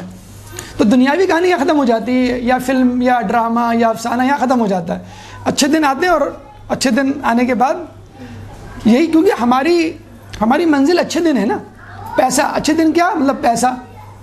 تو شادی ہو گئی، 3 دن بعد عیسیٰ علیہ السلام آئے اس سے ملنے کے لیے، تو شکر ہے کہ اس نے پہچان لیا اور عزت دی، ہاتھ ملایا اور اپنے ساتھ تخت پہ بٹھایا اور بہت شکریہ ادا کیا، مہمان نوازی کی۔ پھر عیسیٰ علیہ السلام نے کہا اچھا مجھے جانے دو، اب مجھے جانا ہے۔ تو وہ رخصت کرنے کے لیے ان کو دروازے تک گیا، جیسے ہی پلٹا اس نے کہا عیسیٰ علیہ السلام مجھے آپ سے ایک سوال کرنا ہے، اگر آپ نے اس سوال کا جواب نہیں دیا تو جو کچھ احسانات آپ نے مجھ پر کی ہیں اس کے کوئی معنی نہیں۔ دیکھیں صاحب معرفت تھا، ٹھیک ہے۔ تو عیسیٰ علیہ السلام سے اس نے پوچھا کہ آپ مجھے یہ بتائیے کہ آپ نے مجھے 2 دن میں بادشاہ بنا دیا اور آپ خود اتنی سادہ زندگی گزار رہے ہیں، یعنی آپ خود کیوں نہیں بن جاتے؟ ہمارے معاشرے میں بھی ایسے لوگ ہیں نا، فلاں کو مشورہ دیں گے، فلاں کو مشورہ دیں گے تو بیگمات ناراض ہوتی ہے، خود تو کچھ کرتے نہیں ہیں، لوگوں کو مشورے دیتے پھرتے ہیں، فلاں کا یہ کام کروا دیا، فلاں کا یہ کام کروا دیا، اور خود جو ہیں وہ بیٹھے ہوئے ہیں۔ تو عیسیٰ علیہ السلام سے کہا کہ آپ نے 2 دن میں مجھے بادشاہ بنا دیا، آپ خود کیوں نہیں بن جاتے؟ عیسیٰ علیہ السلام نے کیا کہا؟ اللہ تعالیٰ نے اس سے بڑی سلطنت آخرت میں میرے لیے رکھی ہوئی ہے، اور جہاں تک بات ہے ان نعمتوں کا جس سے تم اس وقت استفادہ کر رہے ہو ان سے اور لطف اٹھا رہے ہو، اس کے بدلے میں اللہ نے اس وقت مجھے ایسی روحانی لذتیں دی ہوئی ہیں کہ جن میں میں مشغول ہوں کہ مجھے فرصت ہی نہیں ہوتی دنیا کی نعمتوں سے لطف اندوز ہونے کی۔ 2 عالم سے کرتی ہے بیگانہ دل کو، عجب چیز ہے لذت آشنائی۔ کہ جب آدمی خدا کی محبت، خدا کے عشق میں گرفتار ہو تو یہ تمام چیزیں اس کے جسے کہ لیں کوئی حیثیت نہیں رکھتی۔ مقداد بن اسود آئے تھے مولا کے پاس کہ مولا غربت فقر و فاقہ کا مارا ہوا ہوں، کچھ دے دیجئے، تو مولا نے پتھر اٹھایا دیا تو وہ سونے میں تبدیل ہو گیا۔ مقداد تھوڑا سا ٹکڑا توڑ کے چلے گئے، واپس آئے کچھ دنوں بعد، مولا پھر پریشانی کا شکار ہوں، کچھ دے دیجئے۔ مولا نے پھر پتھر اٹھایا، ہاتھ میں رکھا، وہ پتھر سونے میں تبدیل ہو گیا، پھر ٹکڑا توڑا، پھر چلے گئے۔ تیسری مرتبہ آئے، شرمندہ، مولا شرمندگی ہوتی ہے بار بار مانگتے ہوئے، آپ مجھے سکھا کیوں نہیں دیتے؟ سونا بنانا سکھا کیوں نہیں دیتے؟ یہ بھی بڑا اچھی جسے کہتے ہیں، بڑا اچھا کوسچن، بہت اچھی جسے کہتے ہیں کہ پیشرفت، کہ میں خود ہی بنا لوں۔ تو مولا علی نے کہا اس کے لیے تو تمہیں ہمارے ساتھ رہنا ہوگا، ٹریننگ حاصل کرنی ہوگی نا، جیسے ڈاکٹرز ہاؤس جاب کرتے ہیں یا انجینئر یا اپرینٹسشپ کرتے ہیں، تمہیں ہمارے ساتھ رہنا ہوگا. مقداد نے کہا کوئی بات نہیں, سونا سیکھنے کے لیے آدمی جو ہے وہ دنیا کی پاتال میں چلا جائے. کہنے لگے ٹھیک ہے میں رہ لیتا ہوں. تو وہ سیکھنے لگے. تیسرے دن کے اختتام پر جانے لگے مقداد بغیر کچھ کہے. مولانا نے کہا کہاں جا رہے ہو؟ نا واپس اپنی زندگی میں. کہنے لگے کہ اپنے گھر. کہنے لگے ابھی تو میں نے تمہیں سونا بنانا سکھایا ہی نہیں. تو مقداد نے کہا اب مجھے اس کی ضرورت نہیں, میں نے آپ کے ساتھ رہ کے وہ معنوی لذات حاصل کر لی ہیں کہ اب دنیا کی لذت کی کیا مجھے فکر. بی بی فضہ سے کسی نے کہا کہ فضہ تم بہت خوش قسمت ہو کہ اہل بیت کے گھرانے کی خادمہ, تمہاری جنت تو پکی. تو بی بی فضہ نے کہا ارے بدبخت, جو اہل بیت کی گھرانے کی خادمہ ہو اس کو جنت کی کیا ضرورت, یہ خود کیا جنت سے کم ہے. رسول کے ساتھ صحابی جا رہے تھے, کہنے لگے کہ میرے سامنے میرے نزدیک پتھر اور سونا برابر ہے. یعنی جو سامنے پتھر پڑا ہوا ہے یہ سونا ہو یہ پتھر ہو میرے لیے کوئی حقیقت نہیں رکھتا. میرے سامنے میرے نزدیک سونا اور پتھر برابر ہے. رسول نے کہا اب تم آزاد مرد ہو, اب تم آزاد ہوئے دنیا کی غلامی سے. تو جب آپ کے سامنے آئی فون ایکس اور نوکیا 3310 برابر ہو جائیں, اور جب آپ کے سامنے اسکوٹر اور لینڈ کروزر برابر ہو جائے, تب آپ سمجھ لیجئے کہ آپ اس دنیا کی محبت سے آزاد ہو گئے. درود پڑھ دے محمد والے محمد.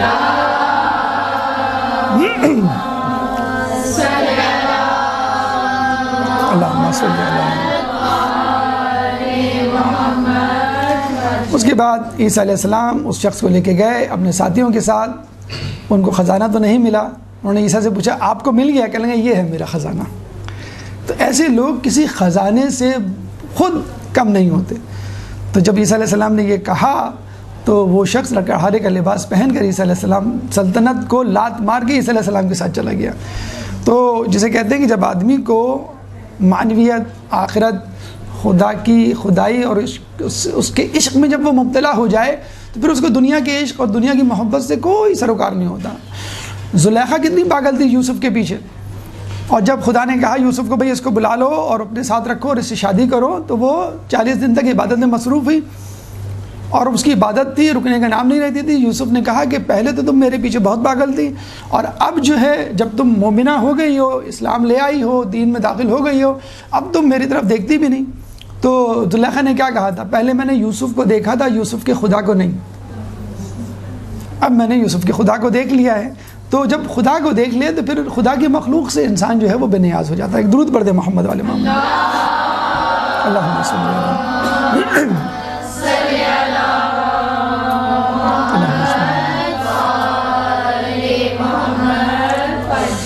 دیکھیے اتنے بڑے بلند مقام و مرتبے کے حامل ہونے کے باوجود انسان میں کچھ نہ کچھ فخر, غرور, تکبر آ ہی جاتا ہے. لیکن عیسیٰ علیہ السلام کی عظمت کو سلام کہ انہوں نے اتنے بلند مقام کو حاصل کرنے کے باوجود بھی تواضع و انکساری کا دامن نہیں چھوڑا. کہنے لگے اپنے ساتھیوں سے کہ آج میں ایک اہم کام کرنے جا رہا ہوں. تو لوگوں نے کہا کہ بالکل آپ کیجئے, ہم آپ کے ساتھ ہیں.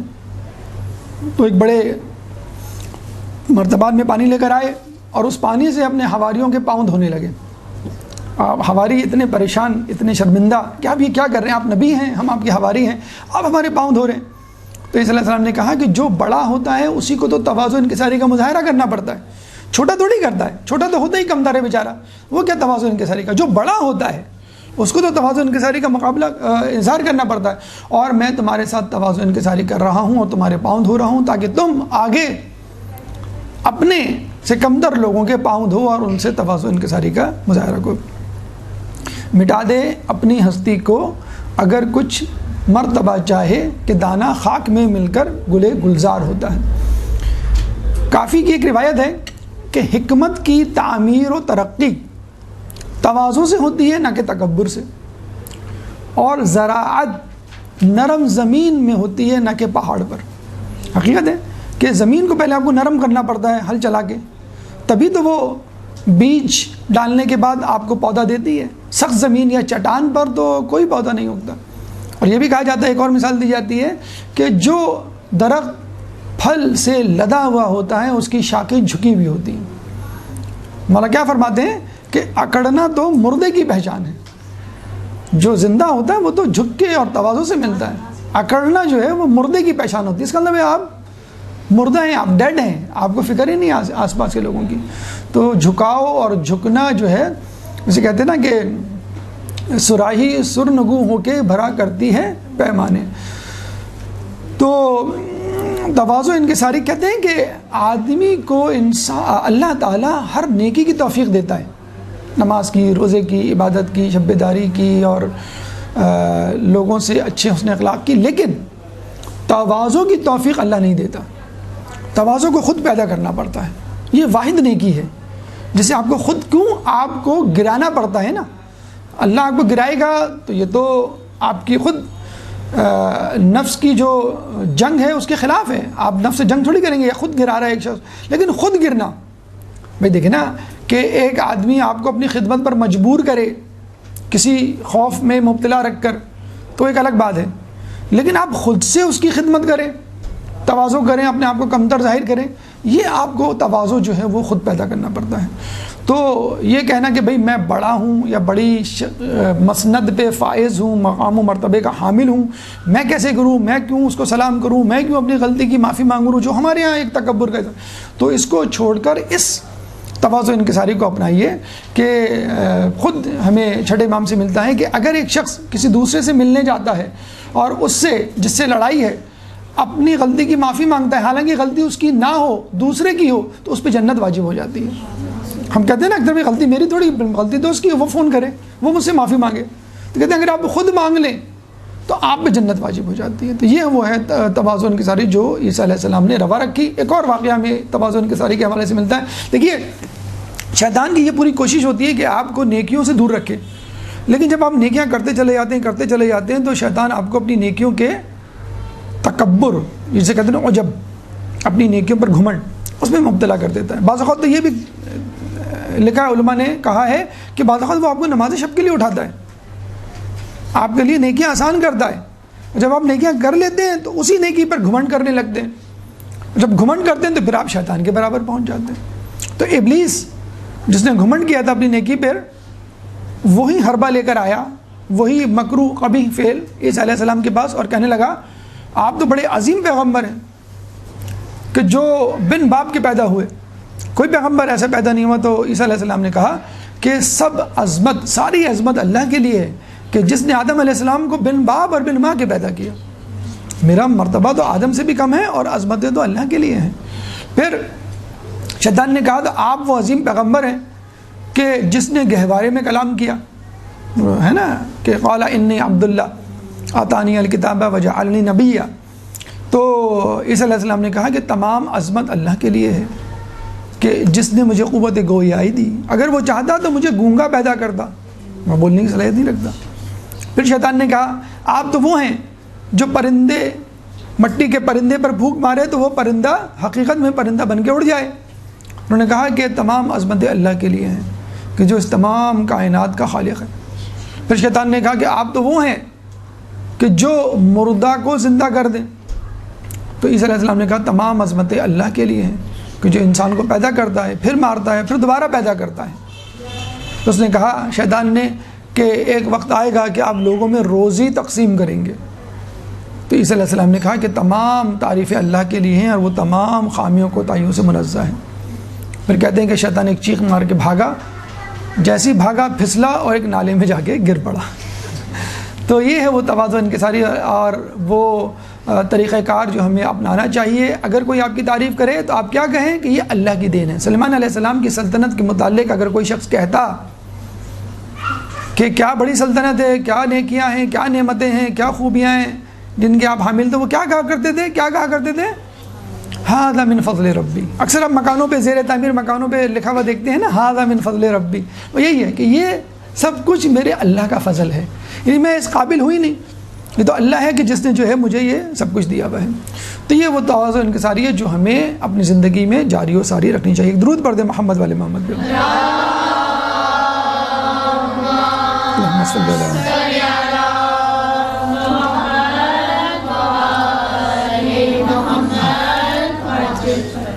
اچھا، اس حوالے سے ہمیں ایک واقعہ ملتا ہے امر بالمعروف و نہی عن المنکر. جیسے ہم نے کہا کہ انسان جو ہے بعض اوقات اپنی زندگی میں گمراہی کا شکار ہو جاتا ہے تو کیا طریقہ کار ہو. جیسے ہم نے کہا غفلت کا شکار ہو جاتا ہے, حب دنیا کا شکار ہو جاتا ہے. اور وہ شخص جس کو زندہ کیا تھا اس نے کیا کہا تھا کہ میں بھی ان میں سے تھا, گناہ نہیں کرتا تھا لیکن ان کو منع نہیں کرتا تھا. امر بالمعروف و نہی عن المنکر.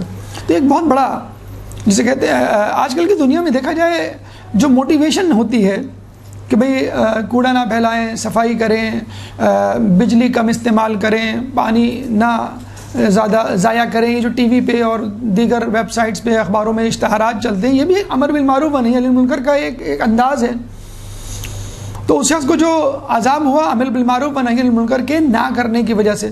لیکن اس میں بہت سی حکمتیں ہیں جو ملحوظ خاطر ہونی چاہیے. انشاءاللہ اس پہ پورا ایک درس کا عنوان بن سکتا ہے اور اس پہ گفتگو سیر حاصل ہو سکتی ہے.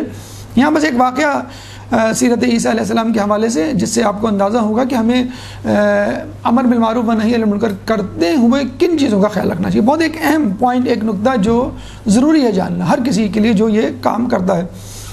عیسیٰ علیہ السلام نے اپنے 2 حواریوں کو شہر ملک انطاکیہ بھیجا کہ وہاں کے بادشاہ کو جا کے تبلیغ کریں. یہ دونوں گئے. اب یہ دونوں جاتے ہی بادشاہ کے سامنے جسے کہتے ہیں کہ پھٹ پڑے کہ تم مشرک ہو اور تم جو ہے وہ ایک عظیم گناہ کے مرتکب ہوئے ہو, جلد سے جلد اپنی توبہ کر لو ورنہ اللہ تعالیٰ تمہیں عذاب دے گا. اور اپنے تمام وزراء کو اور عوام کو جو ہے وہ شرک کرنے سے منع کرو. تو بادشاہ نے جب سنا تو بڑا غصہ ہوا کہ بھئی یہ کون ہے جو مجھے سکھا رہے ہیں کہ کیا کرنا چاہیے کیا نہیں کرنا چاہیے. اس نے ان دونوں کو زندان میں ڈال دیا. تو جب عیسیٰ علیہ السلام کو پتہ چلا تو اپنے جانشین شمعون کو ان کے پاس بھیجا کہ تم جا کے حکمت سے ان کو چھڑا کے لاؤ اور بادشاہ کو تبلیغ کرو. اب یہ گئے, ان کا انداز دیکھیے اب کہ انہوں نے کس طرح سے تبلیغ کی. جب شہر کے دربان کے پاس پہنچے تو کہنے لگے میں ایک مسافر ہوں, آپ لوگوں کے ملک, آپ لوگوں کے بادشاہ اور آپ لوگوں کے مذہب کے چرچے سن کر یہاں آیا ہوں اور مجھے آپ کا مذہب بڑا پسند ہے اور میں چاہتا ہوں آپ کے شہر میں, آپ کے عبادت گاہوں میں اس عظیم مذہب کی اس عظیم مذہب کے لیے اپنے آپ کو وقف کروں اور اس خدا کی عبادت کروں جس کی آپ کرتے ہیں. وہ بڑے خوش ہوئے, بادشاہ کے پاس لے گئے. بادشاہ نے کہا تو بڑی اچھی بات ہے, کوئی غیر ملکی ایک مسافر آیا ہے اور ہمارے مذہب کی تعریف کر رہا ہے اور پھر ہمارے مذہب کو اپنے ملک میں جا کے پھیلائے گا. تو اس نے بادشاہ کو یہی کہا کہ میں آپ کے خدا کی عبادت کرنا چاہتا ہوں, مجھے بڑا پسند ہے, میں نے بڑے چرچے سنے ہیں. تو بادشاہ ان کو اپنے ساتھ لے جانے لگا, شمعون کو, اور وہ ان کے ساتھ بظاہر جسے کہتے ہیں تقیہ کرنے لگے ہوئے اور اس میں وہ عبادت کرنے لگے بظاہر. جب انہوں نے بادشاہ کو جسے کہتے ہیں کہ شیشے میں اتار لیا تو پھر بادشاہ سے کہا کہ میں نے سنا ہے کہ 2 افراد یہاں پہ زندان میں ہیں تو میں ان سے ملنا چاہتا ہوں. انہوں نے کہا ہاں چلو, وہ ہمارے مذہب کے نہیں ہیں.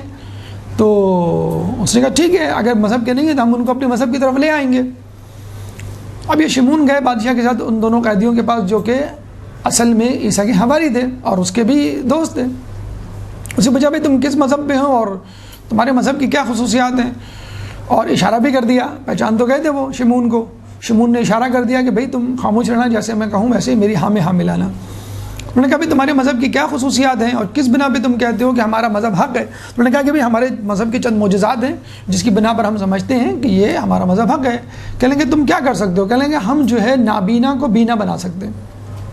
تو شمعون نے کہا کہ یہ تو میں بھی کر سکتا ہوں. عیسیٰ علیہ السلام کے وہ بھی حواری, یہ بھی حواری. تو جو عیسیٰ علیہ السلام میں صلاحیت وہ ان میں صلاحیت بوسیلہ عیسیٰ. تو نابینا کو لایا گیا, ان دونوں نے اس کو بینا کر دیا.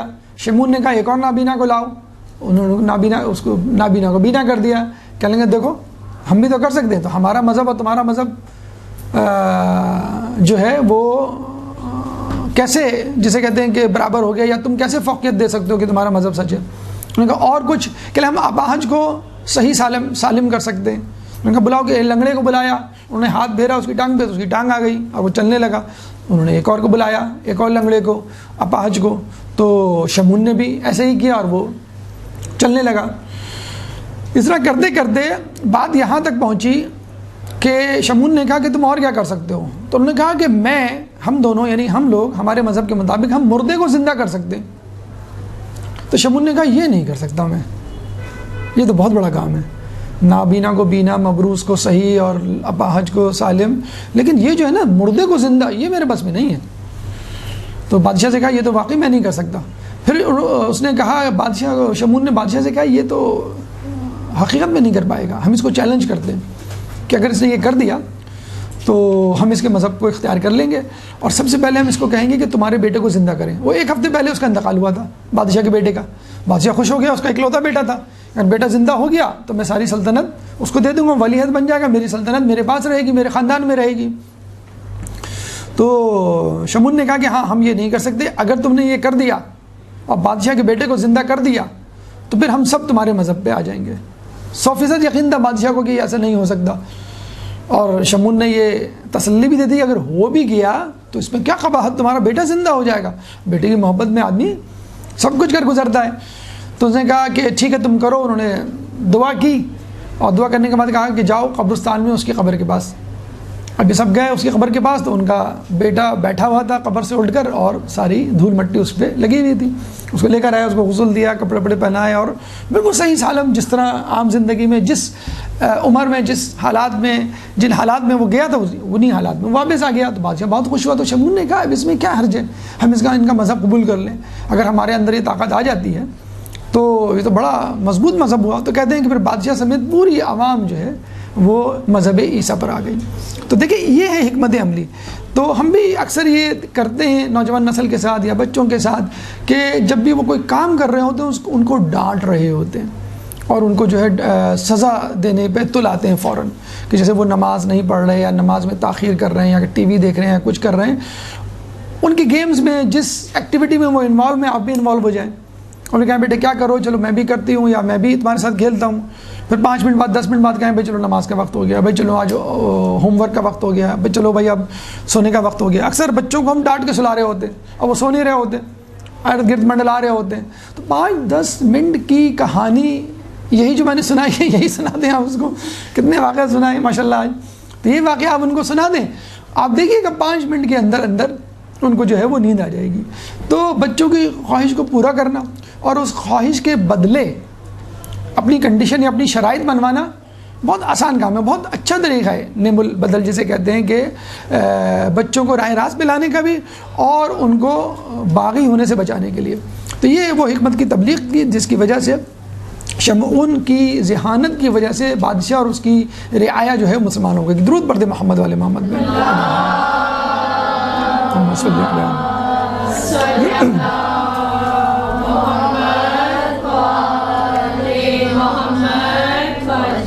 دیکھیے ہمارا یقین ہے، ہمارا ایمان ہے کہ انبیاء کے ہاتھوں سے سرزد ہونے والے معجزے اور انبیاء کی سیرت کے نمونے تمام کے تمام ائمہ اہل بیت کی زندگی میں شامل ہیں۔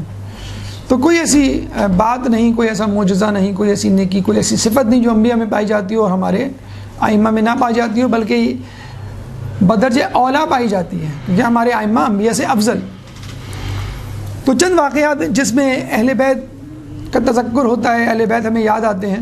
عیسیٰ علیہ السلام ایک دفعہ ایک بازار سے گزرے، ایک جگہ سے گزرے، ایک علاقے سے گزرے، تو دیکھا ایک شخص بہت ہی پریشان حال، چہرے سے اس کی پریشانی ٹپک رہی تھی۔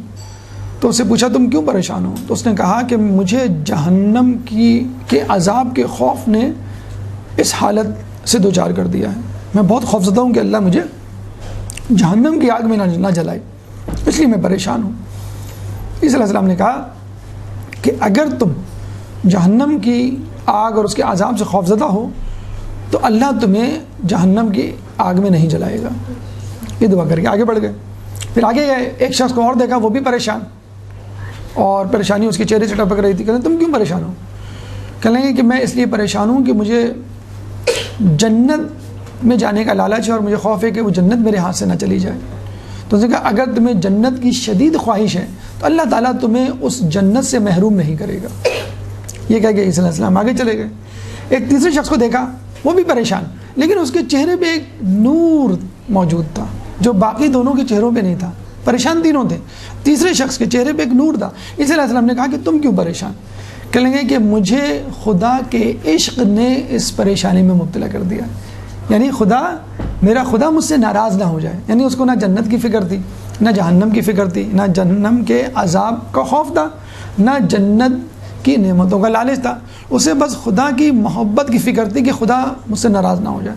اب یہاں پہ مولا علی کا وہ قول یاد کیجئے کہ نہ میں جہنم کے عذاب کے خوف سے عبادت کرتا ہوں، نہ میں جنت کی نعمتوں کی شوق میں عبادت کرتا ہوں، بلکہ میں تو اس لیے عبادت کرتا ہوں کہ اللہ عبادت کے لائق ہے، کیونکہ جہنم کے خوف سے عبادت غلاموں کی عبادت ہے، اور جنت کے شوق میں عبادت تاجروں کی عبادت ہے، اور اللہ کی محبت میں عبادت آزاد انسان کی عبادت ہے۔ ایک درود پڑھ دے محمد والے محمد، اللہم صلی علی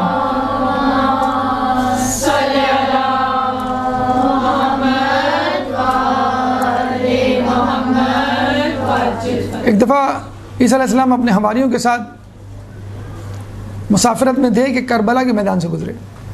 کہتے ہیں کہ ان کو نہیں معلوم تھا کہ کون سی جگہ ہے، کیا ہے۔ ایک شیر ان کے سامنے آ گیا اور آ کے کھڑا ہو گیا۔ انہوں نے باجازت خداوندی اس شیر سے کلام کیا اور یہ کہا کہ تم نے ہمارا راستہ کیوں روکا ہوا ہے، ہمیں جانے دو۔ تو شیر نے کہا کہ میں اس وقت تک آپ کو یہاں سے نہیں جانے دوں گا جب تک آپ حسین کے قاتل یزید پر لعنت نہیں بھیجیں گے۔ تو عیسیٰ علیہ السلام نے اپنے حواریوں کے ساتھ امام حسین کے قاتل یزید پہ لعنت بھیجی، پھر جا کے شیر نے ان کو راستہ دیا۔ یعنی معرفت حسین، معرفت کربلا انبیاء کو بھی تھی، اور کوئی بھی نبی معرفت کربلا اور معرفت حسین کے بغیر اس دنیا سے نہیں گیا۔ اور یہاں سے یہ بات بھی ثابت ہوتی ہے کہ جہاں پہ مودت، جہاں پہ محبت اور جہاں پہ ولایت اور جہاں پر نسبت اہم ہے، وہاں پہ براعت اور ایسے لوگوں سے کنارہ کشی اختیار کرنا کہ جو دشمنان اہل بیت میں شمار ہوتے ہیں۔ یعنی تولا اور تبرہ دونوں ضروری ہیں، اور خود لا الہ الا اللہ تولا اور تبرے کا مجموعہ ہے۔ بلکہ دیکھا جائے تو تبرے سے شروع ہوتا ہے، لا الہ کوئی خدا نہیں، براعت کا اظہار، تمام خداؤں سے کنارہ کشی، اور پھر الا اللہ سوائے اللہ کے، یہ ہے تولا، یعنی اللہ کی ولایت میں اور اللہ کی توحید میں داخل ہونا۔ پہلے خداؤں کا انکار اور پھر ایک اللہ کا اقرار۔ امام شیعہ فرماتے ہیں کہ کلمہ طیبہ، کلمہ توحید وہ کلمہ ہے کہ جس کی ابتدا کفر سے ہوتی ہے اور جس کی انتہا ایمان پر ہوتی ہے۔ یعنی پہلے آپ نے کہا کوئی خدا نہیں، پھر کہا سوائے اللہ کے، تمام خداؤں کا انکار اور اس کے بعد ایک اللہ کا اقرار۔ ایک درود پڑھ دے محمد والے محمد، اللہم صلی علی محمد۔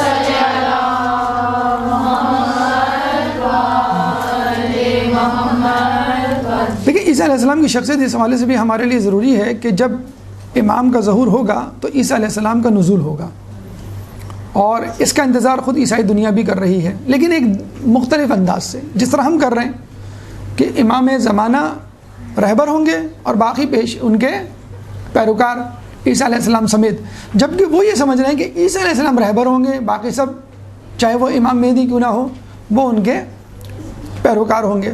تو یہاں یہ بات سمجھ لینا ضروری ہے، اور اس کی خبر خود عیسیٰ علیہ السلام نے دی کہ میرے بعد ایک نبی آئے گا جس کا نام احمد ہوگا، اور جس کی نسل سے آخری بیٹا مہدی اس دنیا میں ظہور کرے گا، جو اس دنیا کو عدل سے اس طرح بھر دے گا جس طرح وہ ظلم سے بھری ہوئی ہوگی، اور جب وہ ظہور کرے گا تو میں اس کے ساتھ نزول کروں گا اور اس کے ساتھ اس دنیا کو عدل سے بھرنے میں اس کی مدد کروں گا۔ یعنی عیسیٰ علیہ السلام مہدی علیہ السلام کے ناصروں میں سے ایک ناصر ہوں گے۔ ایک درود پڑھ دے محمد والے محمد، اللہم صلی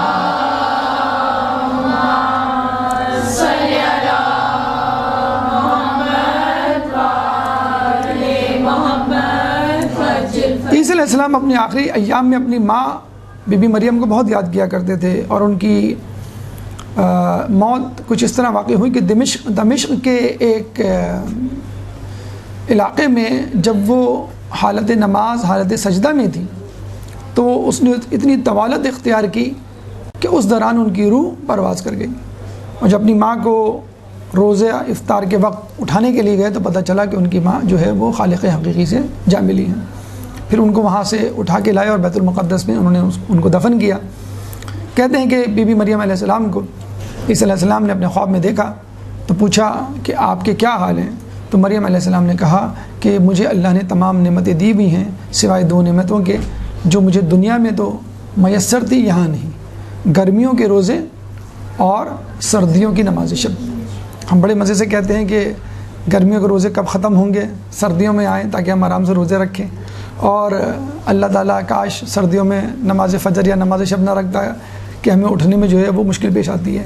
مولا فرماتے ہیں کہ جس کام کو کرنے میں تمہیں اپنے نفس کو تیار کرنا پڑے، مجبور کرنا پڑے، وہی حقیقی نیکی ہے۔ اگر آپ ٹھنڈے کمرے میں روزے رکھیں یا جسے کہتے ہیں کہ گرمیوں کی راتوں میں فجر پڑھیں تو اس کی اتنی زیادہ اہمیت نہیں ہے جتنی گرمی کی تکلیف میں روزہ رکھیں، اور سردیوں میں نرم بستر پہ سوتے ہوئے آپ جو ہیں وہ نماز شب کے لیے اٹھیں۔ کہتے ہیں کہ ایران کا ایک باکسر تھا، وہ ویٹ لفٹر تھا، اس کو کہا کرتے تھے کہ آپ اتنا وزن کیوں اٹھا لیتے ہیں، کیسے اٹھا لیتے ہیں؟ کہ بس میں یا ابو الفضل عباس کہتا ہوں اور اٹھا لیتا ہوں۔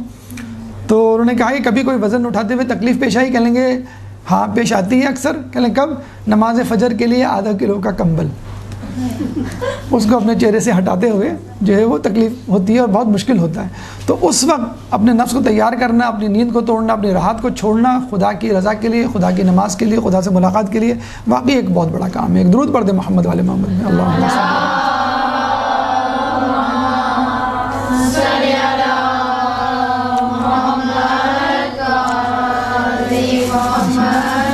کہتے ہیں کہ عیسیٰ علیہ السلام کے جب پیروکاروں میں بہت زیادہ اضافہ ہونے لگا اور لوگ جوک در جوک ان کے مذہب میں داخل ہونے لگے، تو اس زمانے میں روم کے بادشاہ کے کان کچھ یہودیوں نے بھرے کہ یہ شخص بڑا مشہور ہوتا جا رہا ہے، اس کے پیروکاروں میں اضافہ ہوتا جا رہا ہے، عنقریب یہ تمہاری جگہ لے لے گا اور بغاوت کر دے گا، چنانچہ اس کو قتل کر دو۔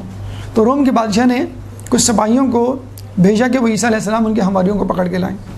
عیسیٰ علیہ السلام اپنے 12 حواریوں کے ساتھ جاتے ہیں کسی مقام پر، ایک گھر میں، اور وہاں یہ اعلان کرتے ہیں کہ آج شب میں پرواز کر جاؤں گا اور تمہیں میرے دین پر چلنا ہے اور اس کو پھیلانا ہے۔ اور پھر یہ بھی اعلان کر دیتے ہیں کہ میرے بعد 8 افراد منحرف ہو جائیں گے، 4 افراد میرے دین پر رہیں گے، اور یہ وہ لوگ ہوں گے جو میرے بنائے ہوئے جانشین شمعون کو اپنا ولی اور اپنا حاکم تسلیم کریں گے۔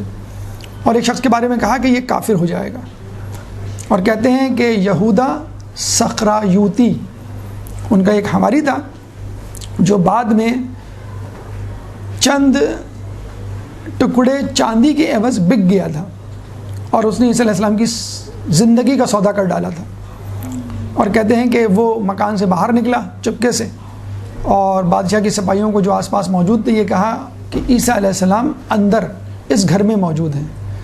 کہتے ہیں کہ جیسے اس نے یہ جملہ کہا، اللہ تعالیٰ نے اس شخص یہودا سخرایوتی، ایک جگہ اس کا نام سرجس بھی لکھا ہوا ہے، بہرحال اس کا چہرہ اللہ تعالیٰ نے عیسیٰ علیہ السلام جیسا بنا دیا اسی وقت۔ تو بادشاہ کے سپاہی نے کہا کہ تم تو خود عیسیٰ ہو اور تم کہہ رہے ہو کہ عیسیٰ اندر موجود ہے۔